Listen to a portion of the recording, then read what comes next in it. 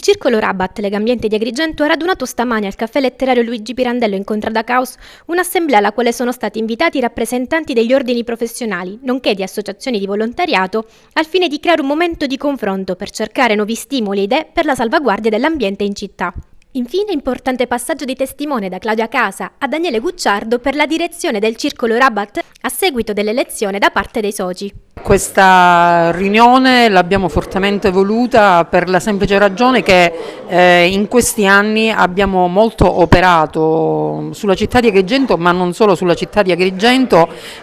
provando a costruire delle reti, quindi dei rapporti con altri soggetti che appunto si muovono nel nostro contesto, perché riteniamo che appunto sia importantissimo darsi forza reciprocamente, riteniamo che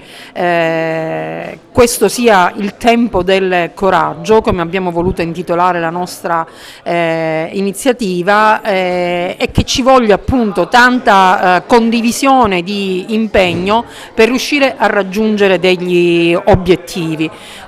che non sono solamente quelli di perseguire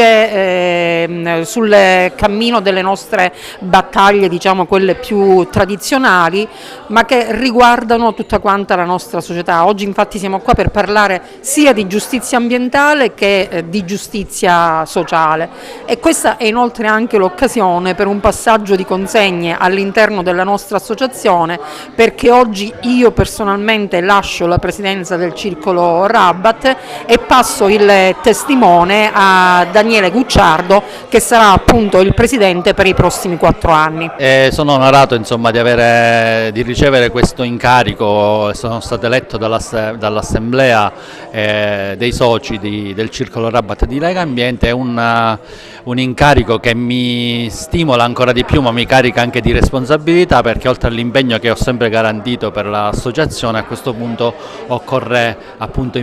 divento diciamo in prima linea responsabile delle attività dell'associazione da questo punto di vista, quindi sono soddisfatto, ma sono anche diciamo da questo punto di vista ottimista, ma anche ragionevolmente